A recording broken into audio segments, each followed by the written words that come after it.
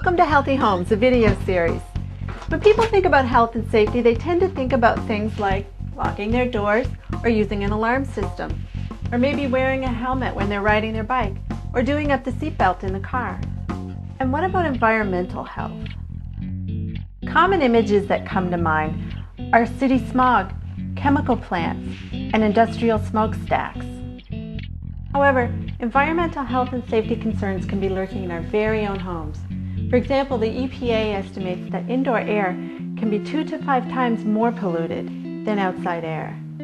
Although this fact could lead to needless fears and overreaction on the one hand, if unaddressed, it can also result in serious negative impacts on the value of your home, the health and safety of you and your loved ones, and your peace of mind.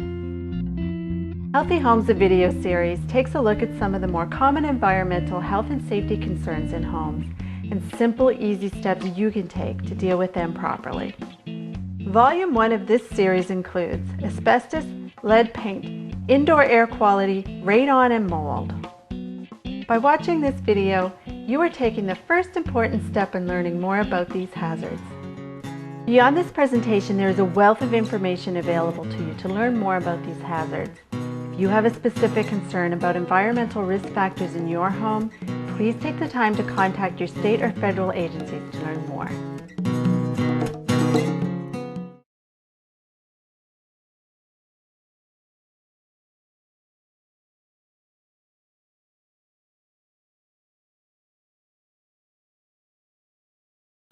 My kids looked perfectly healthy, but the blood test showed they had elevated lead in their blood, and the doctor said that could affect in drinking water.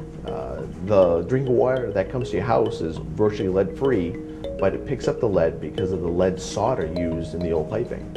And sometimes they even use lead pipes themselves. Paint and paint dust on their hands and their fingers. And children like to do this. They have this, instinct that they just like to put their fingers in their mouth.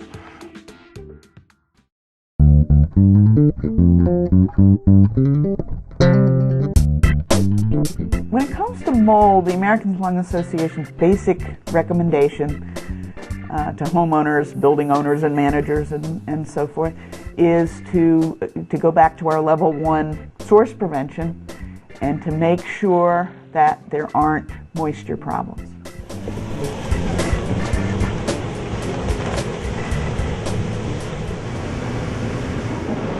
The first thing I saw was a strip of water on a seam on the ceiling in there. And then I started to notice more water here. Organisms that are found in our environment. Fungi is one of the larger kingdoms of organisms in the world.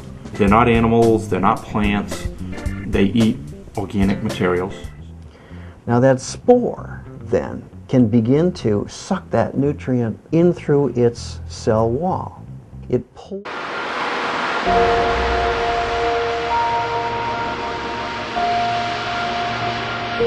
Radon is a naturally occurring radioactive gas.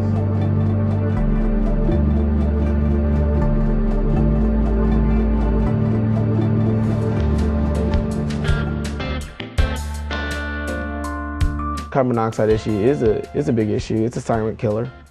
You can't see it, taste it, or smell it.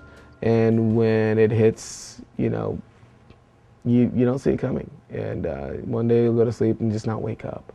So it's something to really be aware of. Hemoglobins, the red blood cells, at a much higher rate than oxygen does.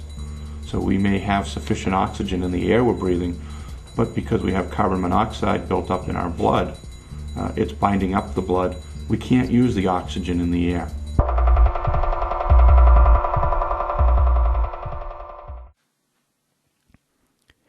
Everyone knows of the dangers and risks associated with smoking.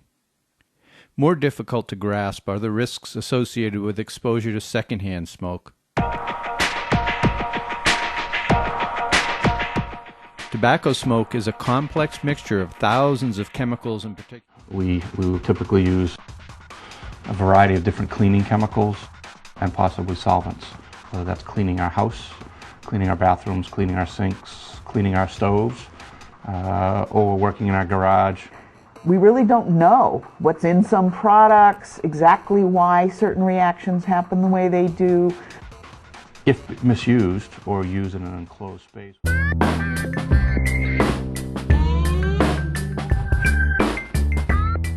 There are also problems from mice and rats and their droppings and so on. There are a lot of things, for instance, on cockroaches. The droppings in the shells can be major triggers for asthma. And sometimes it needs a major integrated pest management approach to get rid of them.